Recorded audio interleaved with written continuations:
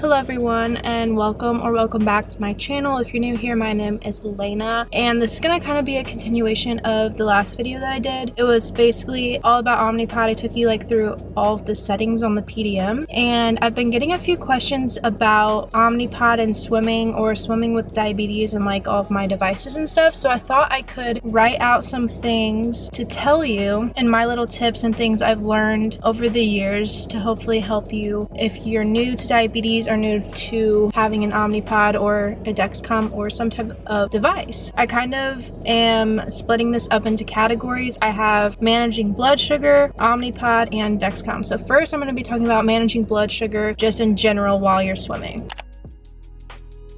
My first tip is to always check your blood sugar before you get in the water, just to have a general idea of where it's at. Even if you don't have a Dexcom, you can still get an idea of what your sugar is at, and kind of just think about if you have any insulin on board or if you just ate, and take into consideration what your blood sugar could possibly be trending. If you do have a Dexcom, obviously you can see the trend, look at the arrow, and kind of base your treatment off of that. So if you're starting out a little bit higher and you have insulin on board, I probably wouldn't worry about taking a big correction or anything like that, because if you're going to be active and swimming, your sugar is definitely going to want to probably come down. It's more likely to come down than go up. So I would just continue watching it. More than likely it will come down. On the other hand, if you're starting out low, you definitely need to eat a snack, because swimming is going to drop your sugar. I would recommend eating something to bring it up, such as fruit snacks or something, along with something with protein that's going to help stabilize your sugar in the long run as well. If you have an insulin pump that is tubed and you cannot swim with it on, my recommendation is to take half a unit every hour or so, just so you're still getting insulin and you aren't risking ketones or something from not getting any insulin at all. But since you can't be connected constantly while you're in the water, you're gonna want to probably get out and take a little bit every so often, just to kind of keep your blood sugar in check. If you don't have a Dexcom, I would highly recommend getting out every hour or so and checking. And if you're swimming pretty hard, you might want to check more often than that, because I've had times where all of a sudden it's just bam, low without any heads up. It can drop really fast. So you want to just kind of be aware and stay on top of it in order to prevent hard crashes. Okay, so that's kind of my tips for managing your blood sugar and just on a basic level. Now I'm gonna get into Omnipod specifically. So with Omnipod, I'm pretty sure it's the only pump that you can actively swim with the entire time. I know some of the other pumps are waterproof, and so if you get them in the water, they're okay for a certain amount of time or for a certain amount of feet exposed or something. But Omnipod, you're able to fully just swim with it. So you don't have to worry about getting out and taking those little boluses to maintain your blood sugar, which is very, very nice. As for the adhesive part coming off, I've personally never had problems, but I've talked to other people who have had problems. So I guess it's kind of just a personal thing if the Omnipod sticks good enough to your skin or not. But I've swam in the ocean, and then I've swam in the pool plenty of times, and it's never fallen off just from being in the water. You can, however, purchase extra adhesives. So they have skin tack wipes along with specific adhesive patches that you can put over Omnipod to help reinforce the adhesive. So if you are noticing problems in it coming up, there are ways to obviously solve that, and hopefully you won't have any problems with it coming off. The next point I want to hit on is site location. So especially if you are a younger kid and you're going to be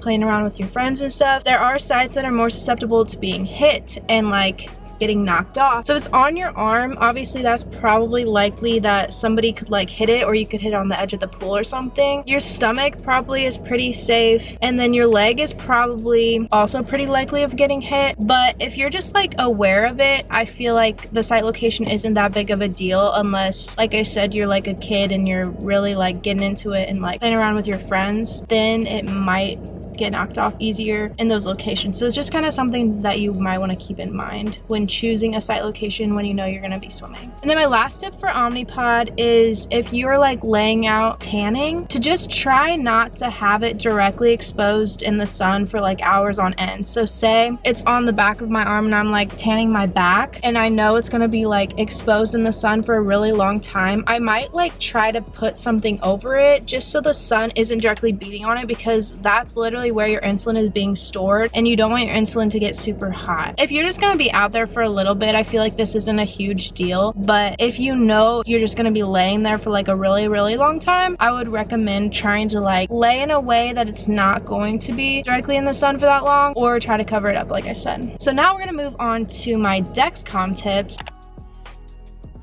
Dexcom is also waterproof, which is very nice, because I can't even imagine having to not be able to shower with your Dexcom on, because you don't want to be changing that every single day. You can shower and swim and everything else in the Dexcom. However, I have noticed if you have it submerged like underwater for a really long period, sometimes it will lose connection to your phone, because obviously it's just kind of hard for the transmitter to connect back if it's under the water. I noticed more that it loses connection if it's like on my stomach or on the lower half of my body compared to my arm, because my arm is typically above the water. It just kind of depends, but that's something to keep in mind. Dexcom definitely starts to peel off easier than Omnipod does, that's for sure, when you're swimming, especially depending on your site location. So some sites that I've noticed that stay on pretty good for me personally are my arms, and my stomach stays on pretty well, but my legs, I always have problems with Dexcom sticking on my legs. So if you're going to be swimming a lot, I would not recommend putting it on your leg. Once again, you can purchase extra adhesive for Dexcom. I always use skin tack wipes for Dexcom, whether I'm swimming or not, just to help reinforce the adhesive, because you have to leave it on for 10 days. If it starts peeling up on day 2, then you are like holding on for dear life basically. So you want to have that in mind, and maybe even put extra adhesive on before you swim, just to kind of give that extra precaution. Honestly, my overall advice would just be